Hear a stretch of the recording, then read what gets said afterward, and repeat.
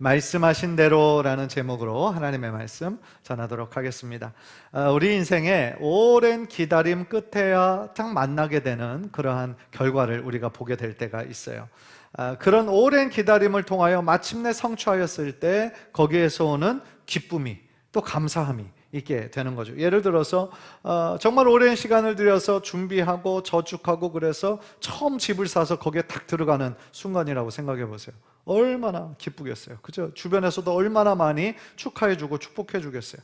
또 사랑하는 사람을 만나서 교제하다가 또 결혼하게 되면 또 얼마나 감사한 일입니까? 또 우리 자녀들이 초, 중, 고 12년을 잘 준비하다가 이제 뭐 좀 있으면 수능인데 수능 시험 또 잘 보고 원하는 대학에 딱 합격한다면 얼마나 기쁜 소식이겠어요. 그렇죠? 우리 삶의 아주 큰 열매요, 결실이라고 말씀드릴 수 있겠죠.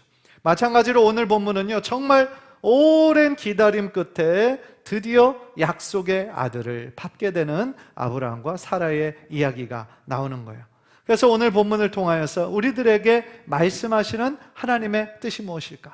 오늘 말씀을 통하여 우리로 하여금 무엇을 깨닫기를 원하실까? 무엇을 붙잡기를 원하실까? 우리들이 열린 마음으로 하나님의 말씀을 경청할 때 하나님이 주시는 큰 은혜가 여러분의 삶 속에 흘러넘치시게 되기를 주님의 이름으로 간절히 축복합니다. 첫 번째로 깨닫는 것은 뭐냐면요, 하나님은 말씀하신 대로 이루시는 분이시다라는 거예요. 한번 따라해 봅시다. 하나님은 말씀하신 대로 이루시는 분이시다. 할렐루야. 말씀하신 대로 하나님 이루시는 분이세요. 1절을 보세요. 1절을 보니까 뭐라고 얘기합니까? 여호와께서 말씀하신 대로 사라를 뭐 하셨고? 돌보셨고, 여호와께서 말씀하신 대로 사라에게 어떻게 하셨어요? 행하셨다. 말씀하신 대로가 두 번이나 반복이 되고 있어요.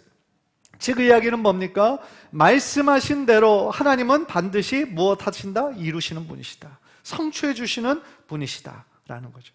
우리가 읽는 성경은, 우리에게 선물로 준 성경은 하나의 문자가 아니에요. 그죠? 하나의 뭐 두껍고 정말 일주일에 딱 한 번만 펼쳐보는, 우리 컵라면 물 집어넣고 거기 위에 딱 이렇게 얹어놓는 그런 용도로 쓰는 책이 아니에요. 그죠?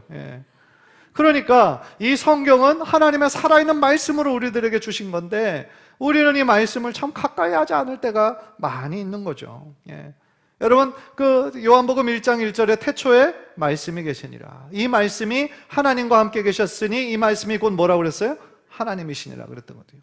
그러니까 하나님의 말씀인 이 성경이 곧 하나님, 살아계신 하나님의 역사가 이 안에 담겨져 있는 거예요. 그러니까 하나님의 말씀을 우리가 가볍게 생각하고 그것을 경히 여기면 지금 무엇하고 똑같은 거냐면 그것을 말씀하시는 하나님을 그렇게 존중하지 않는다라는 의미가 되는 것이죠.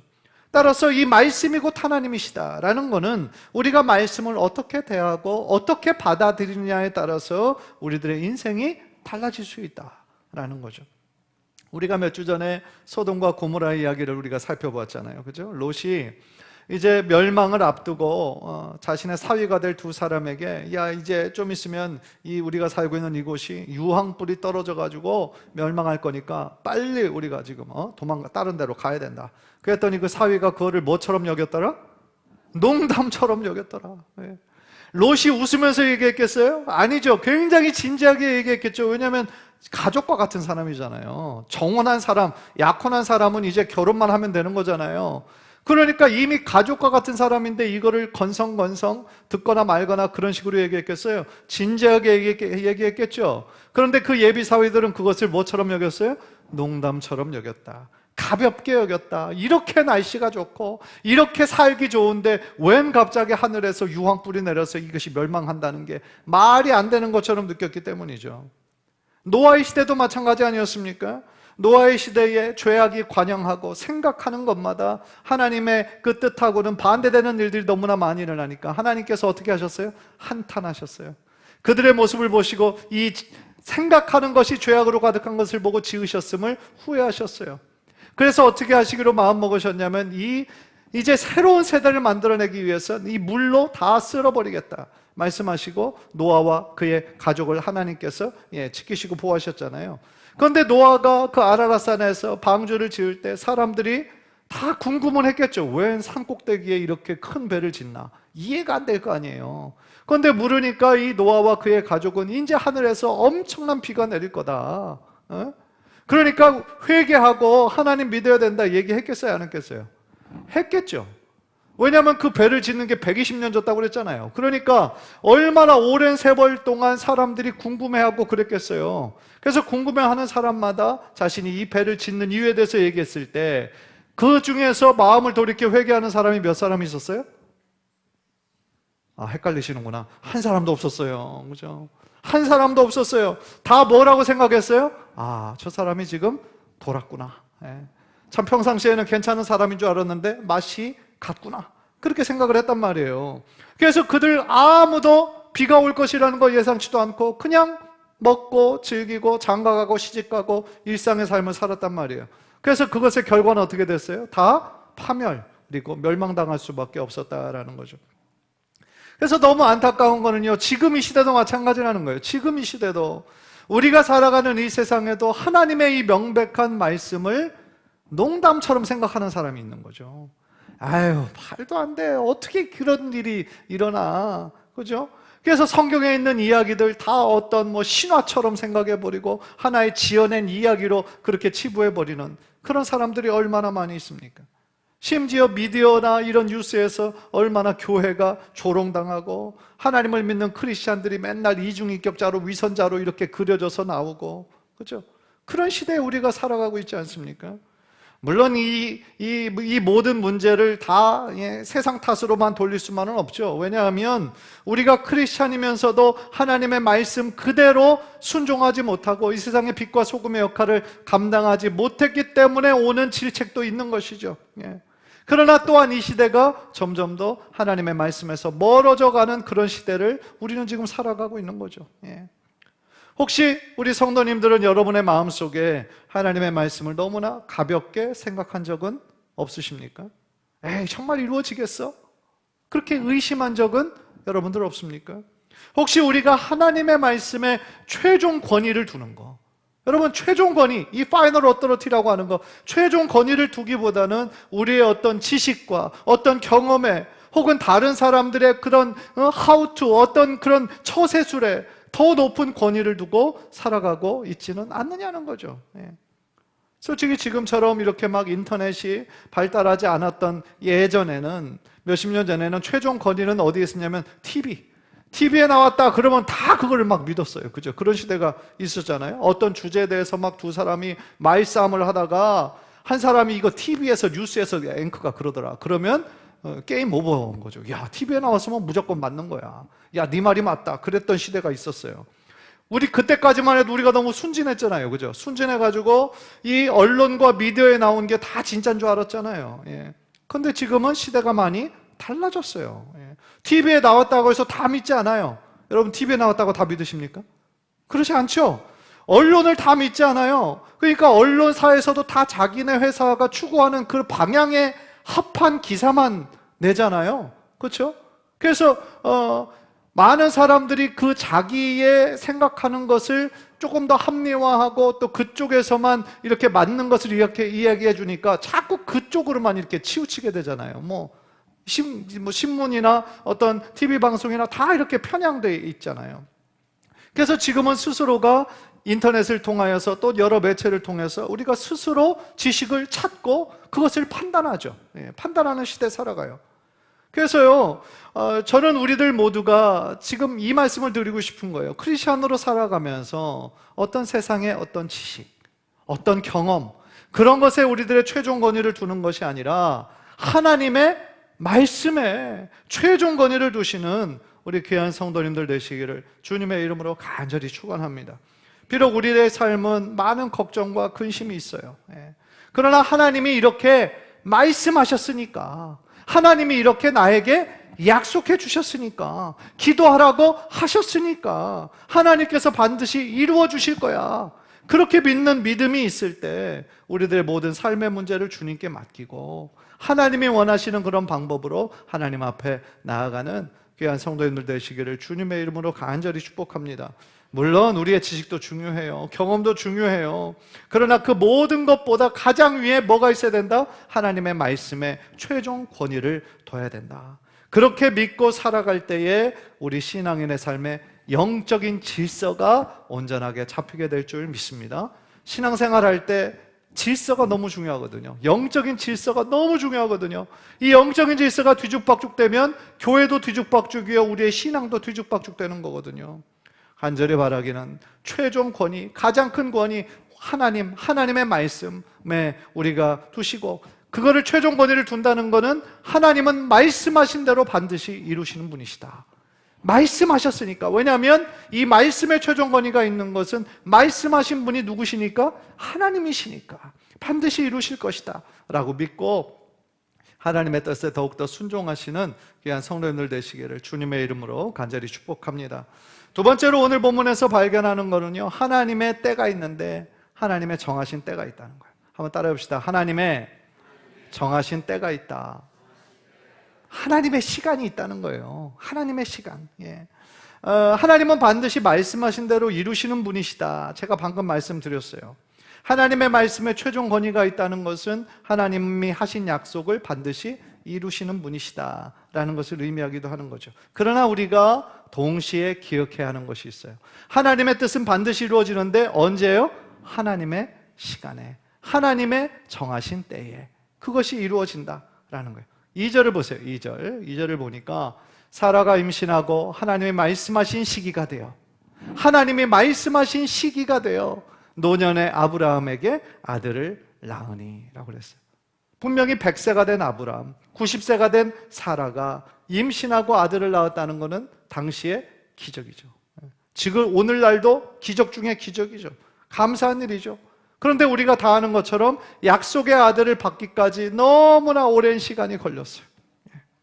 사실 인간적인 마음이라면 하나님께서 약속하셨으니까 금방 이루어지겠지, 그런 마음이 아브라함과 사라에게 왜 없었겠어요?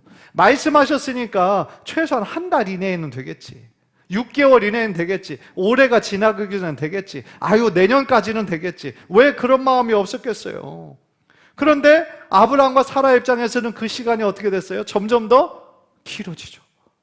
5년이 지나도, 10년이 지나도 전혀 보이지가 않는 거예요. 손바닥만한 작은 구름도 보이지가 않는 거예요.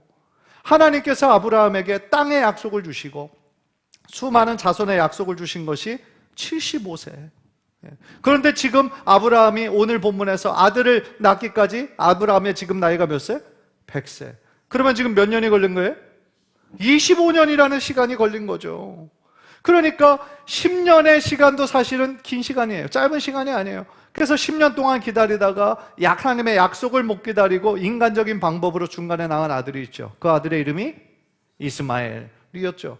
실수였죠. 인간적인 연약함이었죠. 그런데 우리가 그렇게 한 거를 이해 못하는 건 아니죠. 그러나 그 아들은 약속의 아들은 아니었다라는 거죠. 그래서 아브라함은요, 그때 이후로 또 하나님께서 다시 한번 약속해 주시고 또 하나님의 약속을 기다리는 중에 하나님께서 주시는 드디어 약속의 아들 이삭을 선물로 받게 되는 것이죠. 여기서 우리에게 가르쳐 주시는 것이 있어요. 그게 뭐냐면 하나님의 약속은요, 어떤 때는 참 더디 걸리는 것처럼 보이죠. 이게 뭔가 지금 일어나 조금씩이라도 뭔가 좀 보여야, 우리들은 중간중간에 야 이게 어떤 사인이 있어야 야 하나님께서 그래도 이 역사하시는구나, 뭔가 보이는구나, 그거를 생각하고 소망을 가지게 될 텐데 어떤 때는 아무런 일도 보이지 않는 경우가 있잖아요. 그 얼마나 답답하겠어요. 그러나 그런 때라 할지라도 하나님은 보이지 않게 일하시고 계심을 믿으시기를 바랍니다. 하나님의 때가 있는 거예요. 하나님의 정하신 때, 하나님께서 계획하신 그 때, 우리들의 모든 상황이 다 준비된 때가 있다라는 거죠. 그런데 그 때와 시기는 우리가 알 수 없는 경우가 많기 때문에 답답함이 있다라는 거죠. 베드로후서 3장 8절 9절 우리 한번 화면을 보면서 다 함께 읽읍시다. 시작. 사랑하는 자들아, 주께는 하루가 1000년 같고 1000년이 하루 같다는 이 한 가지를 잊지 말라. 주의 약속은 어떤 이들이 더디다고 생각하는 것 같이 더딘 것이 아니라 오직 주께서는 너희를 대하여 오래 참으사 아무도 멸망하지 아니하고 다 회개하기에 이르기를 원하시느니라. 아멘. 예. 다 하나님 아신다라는 거예요. 다 하나님 그 때를 알고 계시고, 지금 하나님의 그 때가 속히 오지 않는 것은 우리에게 더 기회를 주시기 위함이고 기다리고 계신다라는 것이죠.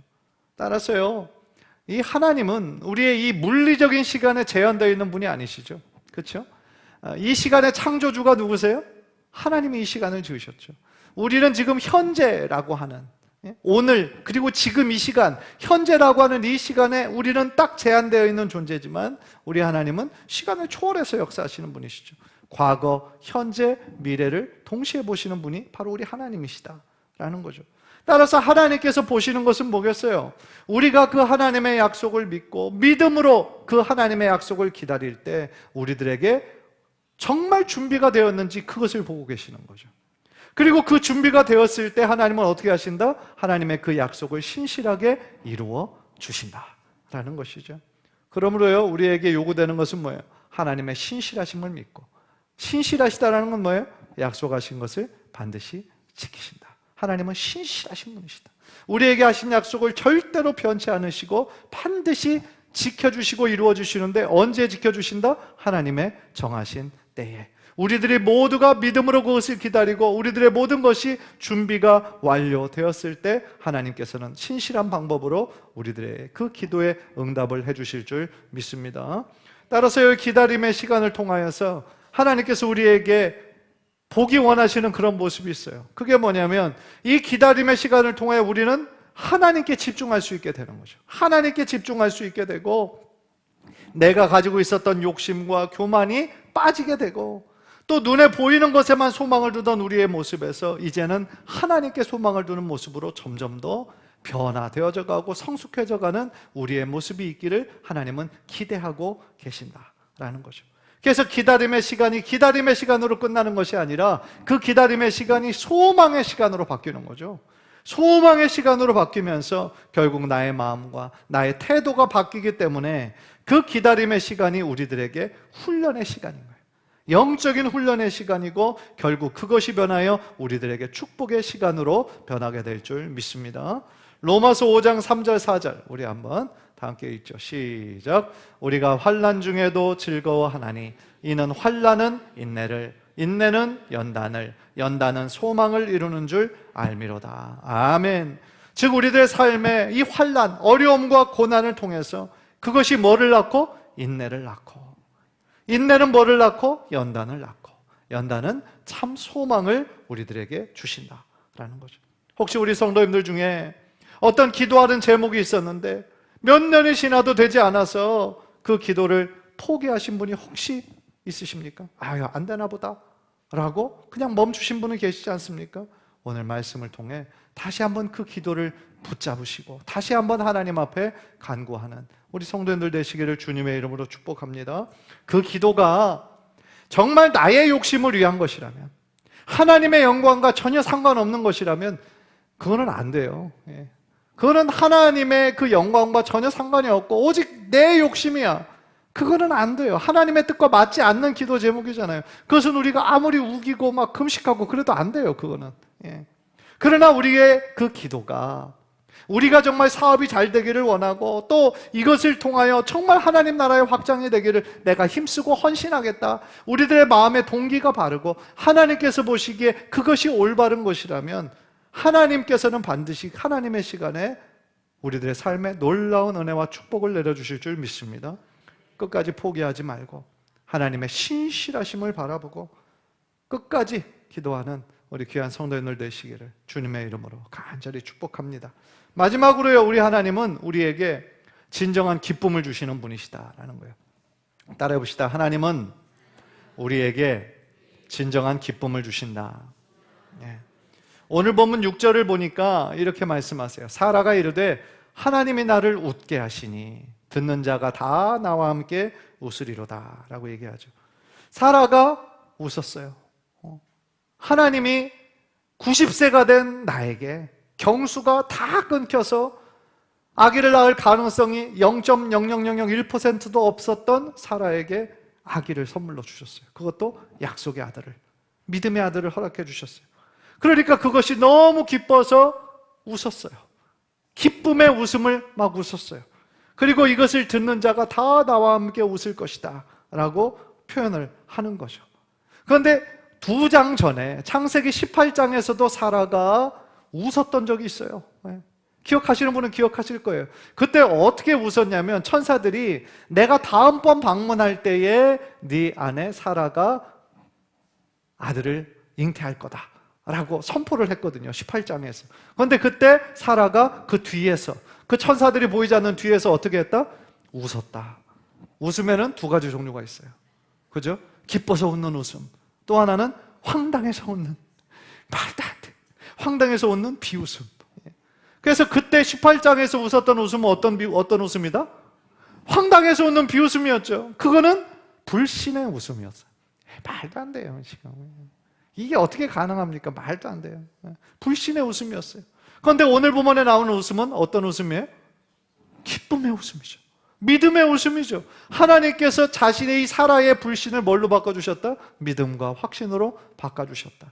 그죠? 그의 불신이 하나님을 향한 확실한 신앙으로 가게 하셨다라는 거죠.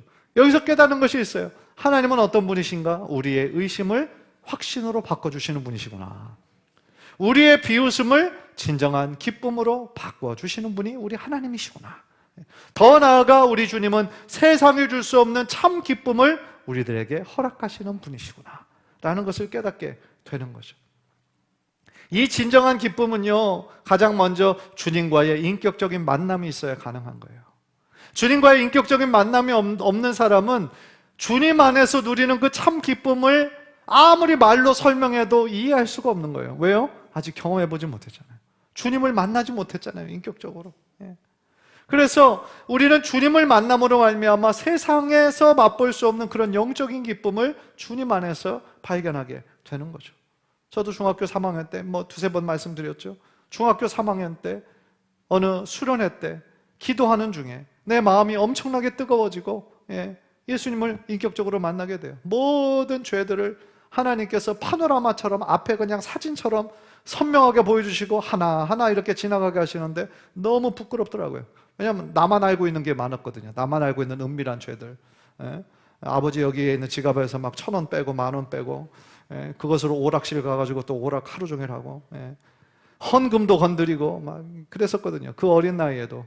그런 게 다 보여주는 거예요. 그래서 너무 부끄럽고 그래서 하나님께 철저히 회개하고 얼마나 많은 눈물 콧물을 다 흘렸는지. 그런데 그때 기도를 마치고 나니까 얼마나 지났는지도 시간적인 개념도 없어요. 그런데 마치고 나서 눈을 뜨니까 세상이 달라 보이는 거죠. 세상이 달라 보이고 내 안에 세상이 줄 수 없는 참된 기쁨이 가득 차고 내 마음에 막 하나님께서 주시는 그런 기쁨과 그런 열정이 막 가득 찬 것을 경험했거든요. 그 자유함. 어디서부터 오는 자유함이냐면 그 죄에 들키면 안 되고 그 죄의 어떤 굴레 같은 데에서 그런 것들을 이제 다 해결 안 받았다라고 하는 그 자유함, 그리고 그 시원함, 영적으로 시원한 마음, 그리고 영혼 깊은 곳에서 올라오는 그 기쁨, 세상에 줄 수 없는 기쁨이었던 거죠. 요즘 뉴스나 이런 데 보면 유명 연예인들이 지금 마약에 빠져가지고 지금 난리도 아니잖아요. 그죠? 영화배우, 유명한 영화배우, 가수, 그러니까 겉으로 볼 때는 참 돈 많이 벌고 화려한 직업 같아도 참 공허한 그게 일인 거예요. 그러니까 화려한 그 무대가 끝나고 나고 영화 하나가 끝나고 드라마 하나가 끝나고 나면 그 공허함 때문에 자꾸 그런 거를 찾는 거예요. 자극적인 거를. 그래서 점점 사회 문제가 되지 않습니까? 더 많이 있을 거예요. 분명히. 그러니까 하나님이 주시는 그 참 기쁨을 맛보지 못한 사람은 자꾸 어디서 그거를 찾는다? 세상에서 찾는 거예요. 자극적인 거를 찾는 거예요. 그래서 그 공허함을, 그 의미 없음을, 그 외로움을 잠깐이라도 좀 잊고 싶은 거죠. 그런데 그 순간뿐이지 다음날 아침에 일어나면 그것이 해결됐겠어요? 더 큰 공허함이 몰려오겠죠. 우리가 잘 아는 말 중에 우리의 태도를 바꾸면 우리들의 인생이 바뀐다라는 말이 있어요. 결국 가장 중요한 건 뭐예요? 우리들의 태도인데 세상을 바라보는 눈이에요. 세상을 우리가 어떻게 해석할 것인가, 그것이 필요한 거거든요. 우리들 안에 하나님이 계시고 우리가 하나님을 만나고 하나님 안에서 확신을 가질 때 우리는 하나님 중심으로 세상을 바라볼 수가 있어요. 하나님께서 우리들에게 주신 것을 우리가 늘 기억하고 감사하고 자족하고 만족하고, 그럴 때 우리는 기뻐할 수 있는 힘이 우리들에게 생긴다라는 거죠. 세상에 주는 기쁨은 일시적이에요. 없는 건 아니죠. 뭐 세상에서 주는 기쁨도 크죠. 그러나 그 기쁨에 조건이 달라붙잖아요. 우리를 기쁘게 하는 어떤 조건이 충족이 돼야 그 기쁨이 있는 거죠. 그런데 그것이 끝이 나면 그 기쁨도 금방 끝나는 거 아닙니까? 그러나 주님 주신 기쁨은 다르다는 거죠. 질적으로 다르다. 주님 주시는 기쁨은 비록 나를 둘러싼 어떤 환경과 조건이 세상적인 눈으로 봤을 때 감사할 수 없는 상황이고 기뻐할 수 없는 상황이라 할지라도 하나님께서 그 모든 상황 가운데 나와 함께 해주시고 하나님께서 나를 도와주시고 나를 인도해 주신다는 그런 확신이 있으면 하나님 한 분만으로 인해서 우리가 감사하며 하나님 앞에 나아갈 수 있는 그 은혜와 특권이 우리 믿는 자들에게는 있다라는 것이죠. 기뻐할 수 있는 상황일 때만 기뻐하는 거 누가 못하겠어요? 다 하는 거예요. 다 하는 거. 그러나 크리스천은 무엇이 달라도 다른 삶을 살아야 된다라는 거죠. 모든 상황 가운데 하나님으로 인해서 기뻐할 수 있는 우리 귀한 성도님들 되시기를 주님의 이름으로 간절히 축원합니다. 미국의 유명한 신학자이고 목회자인 존 파이퍼 목사님이라는 분이 계세요. 여러 책들을 통하여서 참 귀한 가르침들을 주신 분인데 이분이 이런 얘기를 했거든요. 지금까지 내가 발견한 진리 가운데 가장 중요한 것은 하나님께서는 내가 그분 안에서 가장 만족감을 느낄 때 가장 영광을 받으신다. 하나님이 언제 영광을 가장 크게 받으신다? 우리가 주님 안에서 만족하고 주님 안에서 감사하고 여호와는 나의 목자시니 내게 부족함이 없으리로다. 다윗의 그 고백을 통하여 하나님이 얼마나 기뻐하셨겠어요. 하나님으로 인해서 만족하니 하나님 한 분만 있으면 감사하니까 그거보다 더 귀한 고백이 어디 있었겠어요. 따라서 우리가 어떤 조건 때문에 하나님께 감사하는 것이 아니라 우리가 하나님 안에서 하나님께서 우리에게 이미 선물로 주신 것들 안에서 기뻐하고 감사하고 하나님께 영광을 올려드릴 때 하나님께서 가장 큰 영광을 바로 여러분들의 삶을 통해 받으시게 될 줄 믿습니다. 느헤미야 8장 10절에 여호와를 기뻐하는 것이 너희의 힘이니라 라고 말씀하셨어요. 그래서 우리들의 삶을 다하여 하나님을 기뻐하고 하나님이 나의 주님이시고 나의 치유자 되시고 나의 인도자 되심을 더욱더 믿음으로 확신하고 고백하며 나아가는 가운데 정말 주님이 주시는 귀한 은혜와 역사와 그 평강과 그 참 기쁨이 저와 여러분의 삶 가운데 흘러 넘치시기를 주님의 이름으로 간절히 축원합니다.